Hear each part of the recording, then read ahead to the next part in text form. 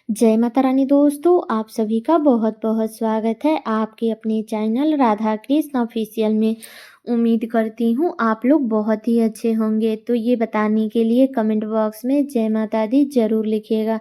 तो चलिए दोस्तों, आज आप इस वीडियो में फाल्गुन मास महात्म्य के 7वें अध्याय की कथा सुनेंगे। तो कथा आप लोग पूरा जरूर सुनिएगा और कथा सुनने के बाद आप लोग वीडियो को लाइक और चैनल को सब्सक्राइब जरूर कर दीजिएगा। तो चलिए सुनते हैं आज का महात्म्य। प्राचीन काल में रत्नभद्र नाम से प्रसिद्ध एक धर्मात्मा यक्ष गंधमादन पर्वत पर रहता था। उनके पूर्णभद्र नामक एक पुत्र उत्पन्न हुआ। अंत में अनेक भोगों को भोग कर उस रत्नभद्र ने शिव ध्यान परायण को परम शांत शिवलोक की प्राप्ति किया। पिता के शिवलोक जाने के पर पूर्णभद्र ने संतानहीन होने से अपनी भार्या कनक कुंडला नाम की यक्षिणी से कहा, प्रिय, मुझे पुत्र के बिना यह राज्य और महल आदि सब शून्य मालूम होता है। तब कनक कुंडला बोली, प्राणनाथ, आप तो ज्ञानवान होकर पुत्र के लिए क्यों खेद करते हैं? यदि यही इच्छा है तो पुत्र मिलने का उपाय कीजिए। इस जगत में उद्यमी लोगों को क्या दुर्लभ है। जो प्राणी प्रबंध के भरोसे रहते हैं वह नितांत का पुरुष है, क्योंकि अपना किया हुआ कर्म ही प्रबंध है और कुछ नहीं है। इस कारण प्रतिकूल प्रबंध को शांत करने के लिए समस्त कारणों के भी कारण रूपी भगवान शिव की शरण में जाना चाहिए। यदि आप सर्वश्रेष्ठ पुत्र चाहते हैं तो भगवान शिव की शरण ग्रहण कीजिए। तब अपनी पत्नी की बात सुनकर यक्षराज ने गीत वाग से भगवान शिव का पूजन कर पुत्र की अभिलाषा पूर्ण की। उसका नाम हरिकेश पड़ा। पुत्र उत्पन्न होने की प्रसन्नता से उसने अनेक दान पुण्य किए। जब हरिकेश 8 वर्ष का हुआ तब भी से वह खेल में धूली बालू का शिवलिंग बनाकर तृण आदि दुर्वा से उनका पूजन करता और अपने साथियों को शिव नाम से ही पुकारता था।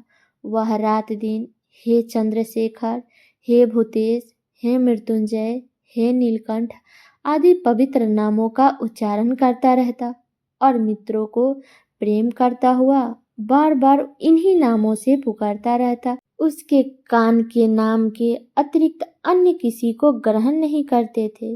वह शिव मंदिर को छोड़कर किसी अन्य जगह नहीं जाता। उसके नेत्र शिव के अतिरिक्त और कुछ देखने की इच्छा ही नहीं रखते थे। वे स्वप्न में भी भगवान शिव को ही देखा करता था। कुछ समय बाद भगवान शिव ने पार्वती को अपना विहार वन दिखाया।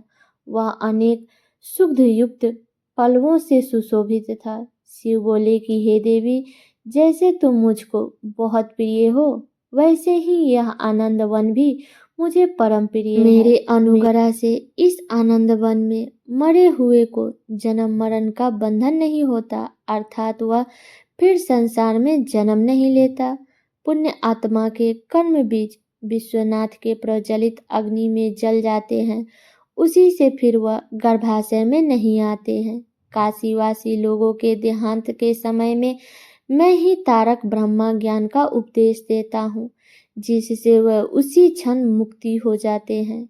कलयुग में विश्वनाथ देव का दर्शन पूजनीय, काशीपुरी, भागीरथी, गंगा आदि का सेवन तथा सत्य पात्र को दान विशेष फलदायक होता है। हे देवी, काशीवासी सदा मुझ में ही बसते हैं, इसी से मैं उनको अंत में संसार सागर से पार कर देता हूँ। यही मेरी प्रतिज्ञा है। इस तरह वार्तालाप करते करते भगवान शिव उस स्थान पर गए जहाँ हरि के समाधि लगाए बैठा था। उसको देखकर पार्वती जी ने कहा कि भगवान, यह आपका तपस्वी भक्त है। इस समाधि अस्थि में भक्ति को वर देकर इसका मनोरथ पूर्ण कीजिए। इसका चित्त केवल आप में ही लगा है और इसका जीवन भी आपके ही अधीन है। पार्वती की बात सुनकर भगवान शिव उसके पास गए और उन्होंने समाधि में स्थित उस हरिकेश को हाथ से स्पर्श किया। दया सिंधु का स्पर्श पाकर उस यक्ष ने आंख खोलकर अपने सम्मुख प्रत्यक्ष अपने अभिष्ट को देखा। गदगद स्वर में यक्ष ने कहा कि हे शंभु, हे पार्वती पते, हे शंकर, आपकी जय हो। आपके कर कमलों का स्पर्श पाकर मेरा यह शरीर अमृत रूप हो गया है। इस प्रकार प्रिय वचन सुनकर भगवान शिव बोले कि हे यक्ष, तुम इसी क्षण मेरे वर से मेरे क्षेत्र के दंडनायक हो जाओ। आज से तुम दुष्टों के दंडनायक और पिंडवानों के सहायक बनो और दंडपनी नाम से विख्यात होकर सब उद्धट गणों का नियंत्रण करो।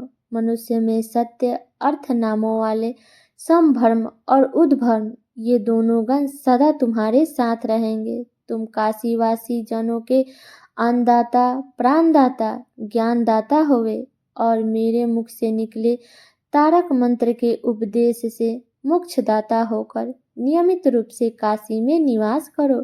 भगवान शिव की कृपा से वही हरिकेश यक्ष काशी में दंडपनी के रूप में स्थित हो गया और भक्तों के कल्याण में लग गया। तो ये है फाल्गुन मास महात्म्य के 7वें अध्याय की कथा। तो ये कथा यहीं पे समाप्त हुआ।